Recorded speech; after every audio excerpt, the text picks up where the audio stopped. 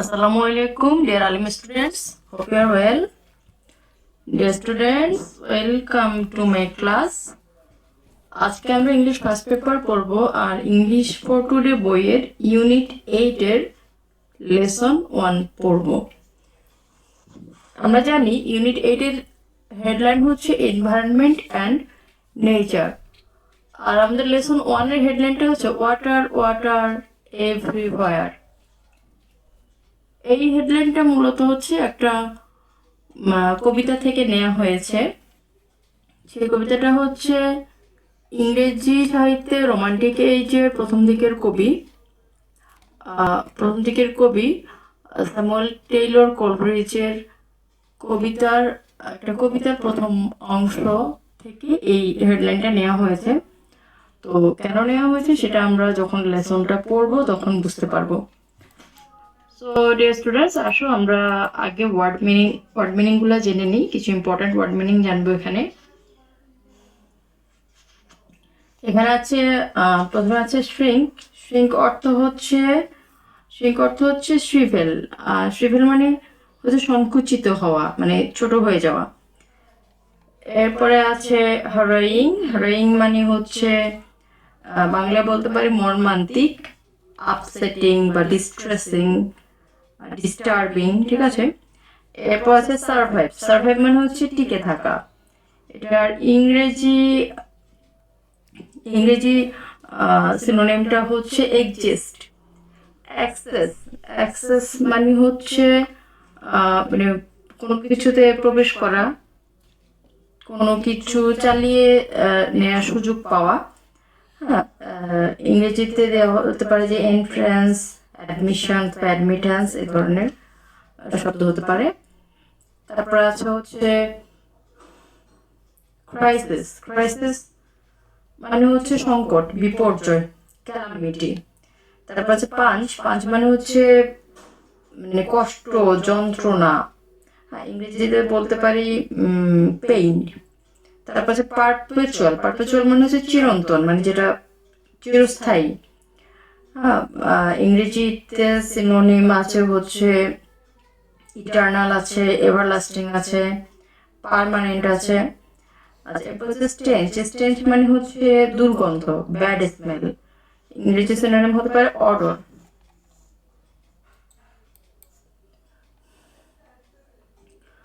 So আমাদের লেসনের শুরুতে কি আছে দেখো। Now read the 4 lines from Samuel Taylor Coleridge's poem The Rime of the Ancient Mariner and answer the questions that follow. The Rime of the Ancient Mariner আসলে একটা কবিতা। এটা হচ্ছে একটা ব্যালাড, মানে হচ্ছে একটা গীতি কবিতা। এখানে একটা অভিশপ্ত নাবিকের গল্প আছে, যে একটা অ্যালবাট্রস পাখিকে হত্যা করার কারণে অভিশপ্ত হয়েছিল এবং একটা সময় মানে অকুল সমুদ্রের মাঝখানে তারা পড়ে যায়, যেখানে কোনো বাতাস ছিল না, তারপর প্রচন্ড রোদ ছিল, চারপাশে পানি, কিন্তু তাদের খাওয়ার মতো এক ফোঁটা পানিও ছিল না। তো এরপরে অবশ্য তার মানে পার্গেশনের গল্প আছে, তার পাপ মুক্তি বা অভিশাপ থেকে মুক্তির গল্প আছে। তো এখানে যে প্রথম 4টা লাইন দেওয়া আছে, লাইনগুলো হচ্ছে দেখো। এখানে আছে কি, water water everywhere and all the boats did shrink. Water water everywhere, nor any drop to drink. মানে হচ্ছে কি, পানি পানি, চারপাশে শুধু পানি আর পানি, এবং সকল বোটগুলা বা কাঠের টুকরাগুলো শ্রিঙ্ক মানে কি সংকুচিত হয়ে যাচ্ছে। ওয়াটার ওয়াটার এভরিওয়্যার, চারপাশে শুধু পানি আর পানি, সর্বত্র শুধু পানি।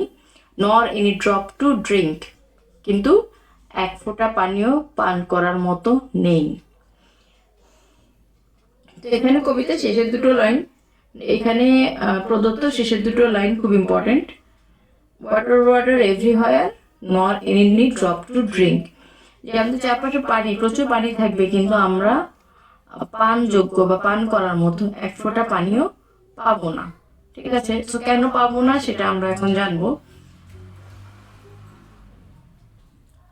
দেখো, Coleridge's poem A Ballad ballad মানে হচ্ছে গীতি কবিতা, narrates the harrowing sea voyage of an old mariner who, at one point of his journey, did not have any water to drink because of a curse.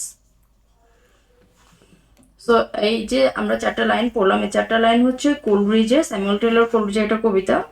So কোলব্রিজের কবিতা যেটা হচ্ছে কি একটা ballad, ballad মানে হচ্ছে গীতি কবিতা, যেখানে হচ্ছে মানে ছন্দে ছন্দে কোনো গল্প বা ঘটনা বর্ণনা করা হয়। সো দেখো ballad narrates the harrowing sea voyage, একটা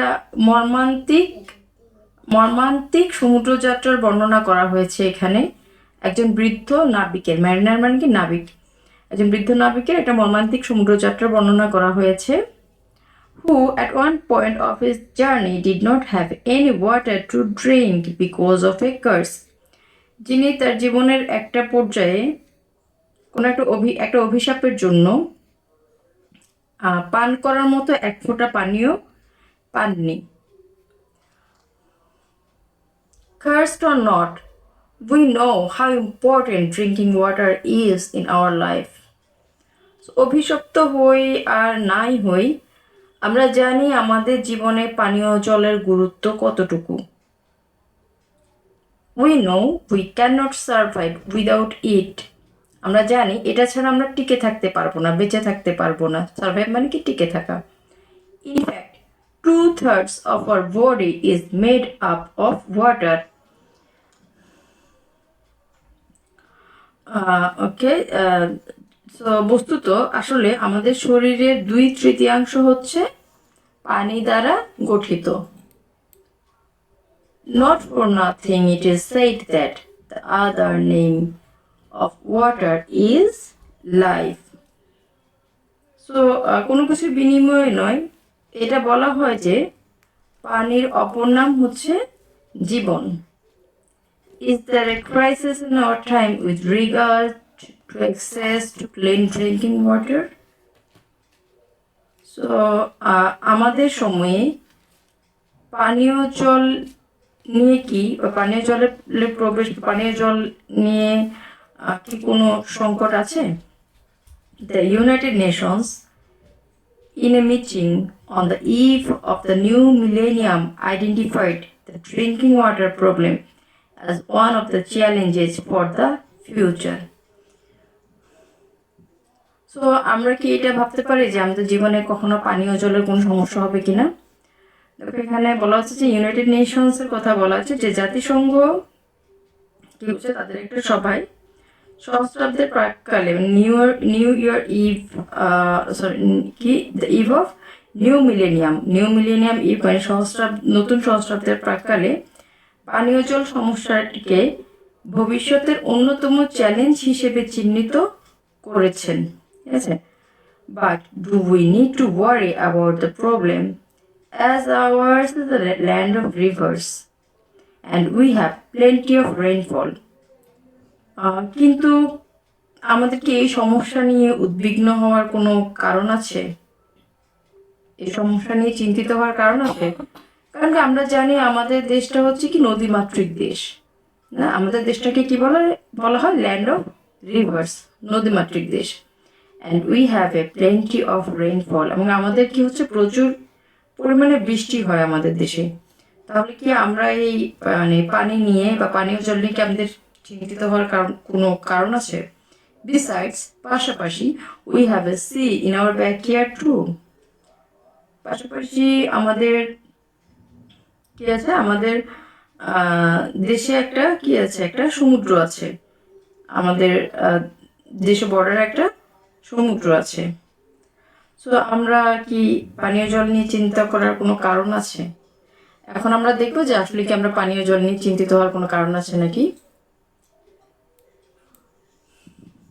One of the sources of our country are rivers. আমাদের দেশে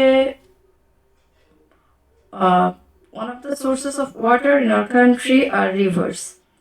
আমাদের দেশে পানির একটা উৎস হচ্ছে নদী। Rivers are everywhere in our life, literature, economy and culture. যে আমাদের জীবনে, আমাদের অর্থনীতিতে, আমাদের সংস্কৃতিতে সব জায়গাতেই নদীর একটা অস্তিত্ব আছে, ঠিক আছে? যা আমাদের এই দেশটাকে বলা হচ্ছে নদীমাতৃক দেশ, এবং সব জায়গাতে কি আমাদের নদীর অস্তিত্ব আছে আমাদের জীবনের প্রত্যেকটা ক্ষেত্রে। But are the rivers in good shape? কিন্তু আমাদের নদীগুলো কি ভালো অবস্থায় আছে? Unfortunately they are not. দুর্ভাগ্যবশত আমাদের নদীগুলো ভালো অবস্থায় নেই। A few are already dead. হ্যাঁ, কিছু নদী অলরেডি মারা গেছে। মারা গেছে মানে কি, সেই নদীগুলোতে আর পানি নেই, সেগুলো ল্যান্ড হয়ে গেছে, ভূমি হয়ে গেছে। And several are going through the plunges of death. এবং অনেকগুলো নদী কি করছে, মানে মৃত্যু পথযাত্রী, মৃত্যুর যন্ত্রণা ভোগ করছে বা মৃত্যু যন্ত্রণার মধ্য দিয়ে যাচ্ছে। মানে আমাদের অনেকগুলো নদী কি সামনে মরে যাবে, অনেকগুলো নদী নদীতে একসময় পানি প্রবাহিত হবে না। The river Buriganga is an example of a dying river. Buriganga নদী হচ্ছে মানে মৃতপ্রায় নদীর একটা উদাহরণ।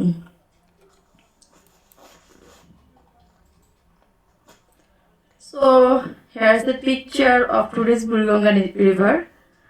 এখানে একটা ছবি আছে যেখানে আমাদের আজকের এই সময় বুড়িগঙ্গা নদীর একটা চিত্র দেখা যাচ্ছে, যে নদীতে প্রচুর পরিমাণে দূষণ হচ্ছে, আমাদের নদীতে প্রচুর পরিমাণে ওয়েস্টেজ, গার্বেজ ফেলা হচ্ছে নদীতে। মানে আমাদের আবর্জনা নিষ্কাশনের একটাই জায়গা মনে হয় যেন নদী, যে সেখানে আমাদের সব ময়লা আবর্জনা ফেলতে হবে, এবং এভাবে আমরা নিজের হাতে আমাদের এই সম্পদকে, আমাদের নদীকে ধ্বংস করছি। দেখো বুড়িগঙ্গা নদীর কি অবস্থা, পানিগুলো একদম মানে এত পরিমাণ দূষিত হয়ে গেছে যেটা কোনো কাজে ব্যবহার করার যোগ্য না, এবং মানে ময়লা আবর্জনা পড়তে পড়তে প্রায় ভরে যাচ্ছে, ঠিক আছে? মানে এইভাবেই আমাদের নদীগুলোকে আমরা নিজের হাতে হত্যা করছি।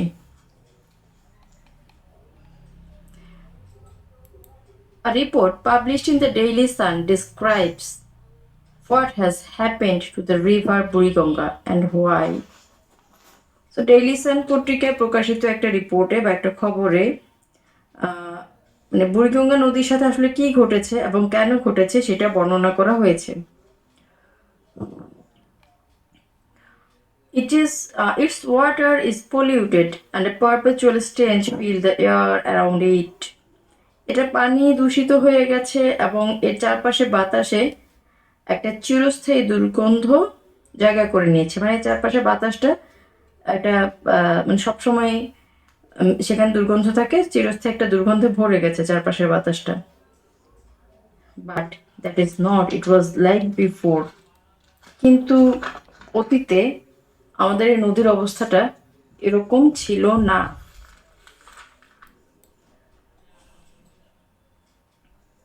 The report says that the river had a glorious past. এই রিপোর্টটাতে বলা হয়েছে যে আমাদের এই নদীটায়, বুড়িগঙ্গা নদীর একটা গৌরবময় ঐতিহ্য আছে। Once it was a tributary of the mighty Gangas. এক সময় এটা মানে গঙ্গা নদীর, শক্তিশালী গঙ্গা নদীর একটা শাখা ছিল।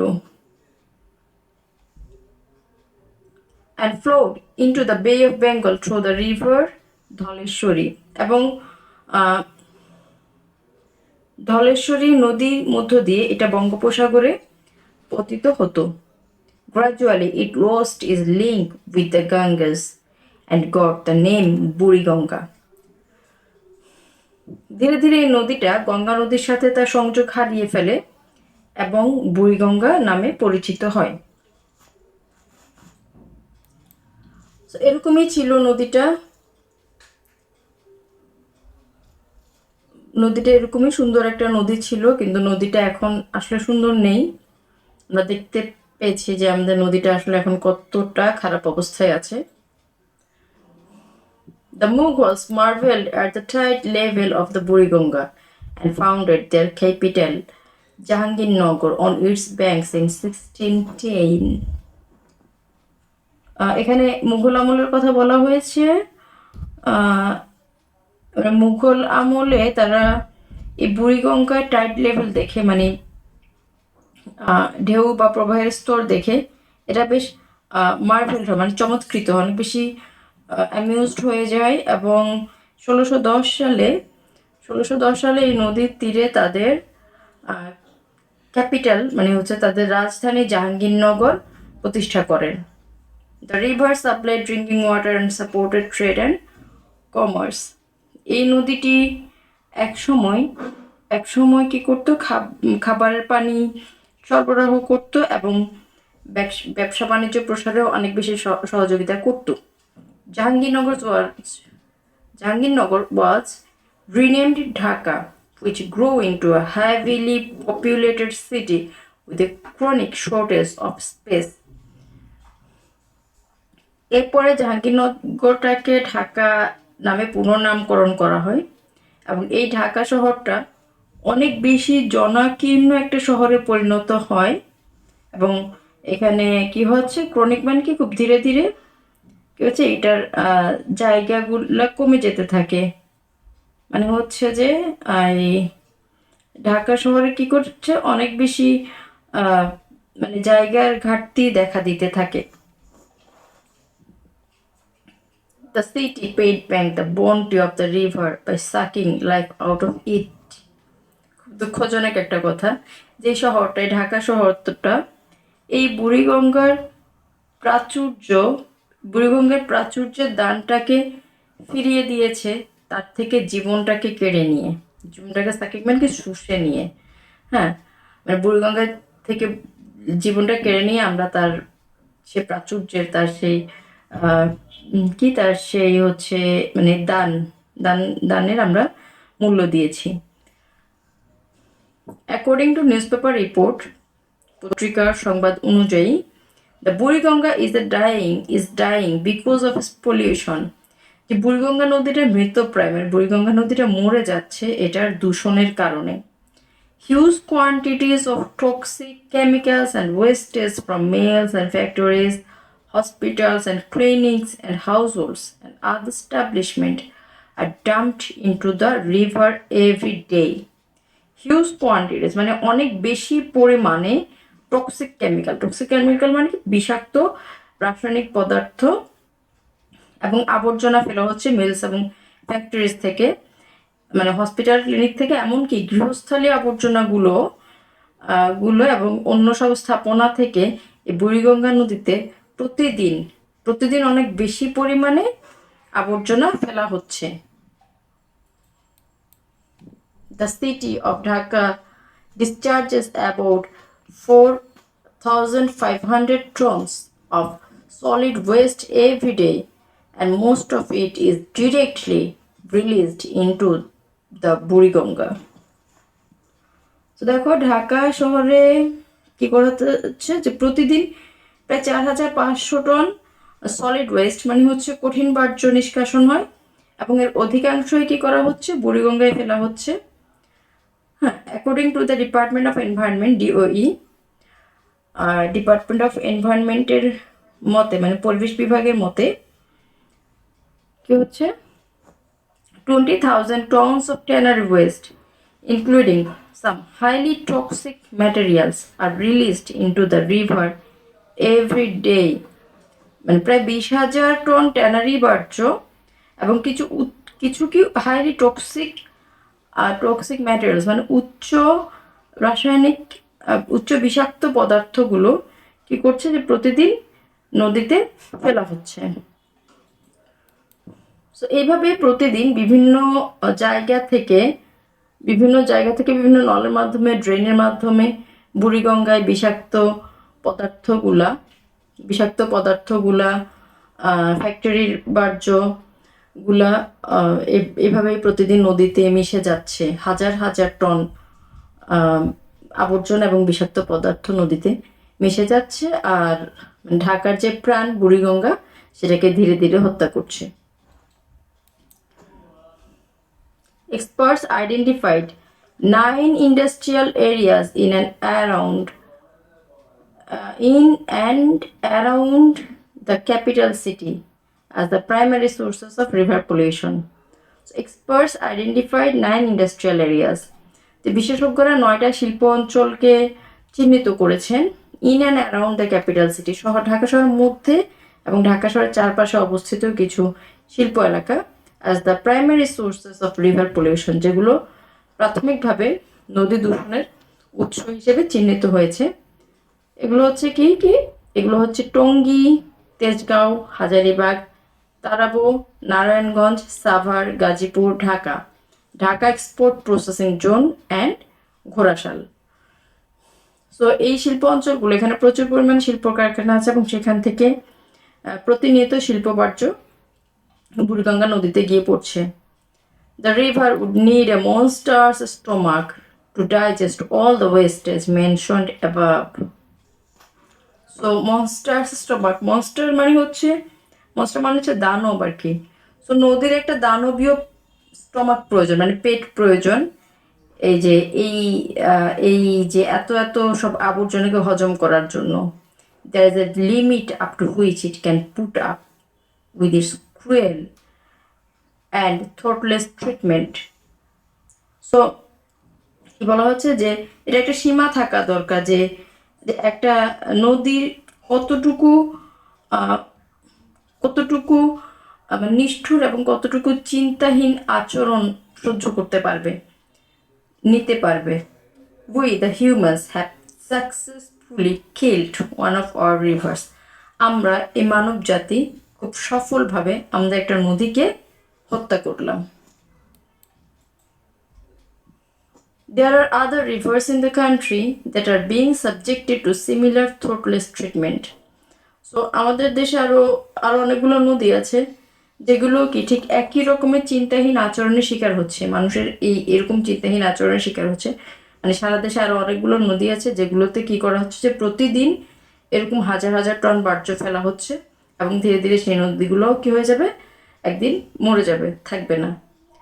Unless we take care of our rivers, there may come a time when we will cry, water, water, but find it nowhere.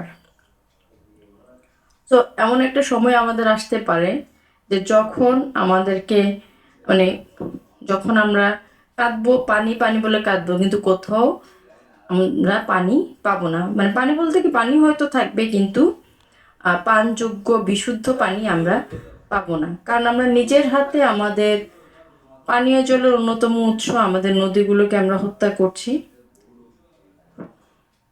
একদম প্রথমে আমরা যেটা পড়েছিলাম যে ইউনাইটেড নেশন আইডেন্টিফাই করেছে যে পানীয় জল সমস্যা হচ্ছে ভবিষ্যৎ পৃথিবীর জন্য একটা চ্যালেঞ্জ। আর আমরা কি ভাবছি যে আমাদের অনেক নদী আছে, আমাদের প্রচুর বৃষ্টিপাত হয়, আমাদের সমুদ্র আছে, সো আমরা পানির অভাবে ভুগবো না। কিন্তু আমরা নিজের হাতেই আমাদের দুর্ভাগ্যকে আমরা ডেকে আনছি, আমরা নিজের হাতে আমাদের নদীগুলোকে শেষ করছি, হত্যা করছি, এবং এক সময় আমাদের মানে সেই অভিশপ্ত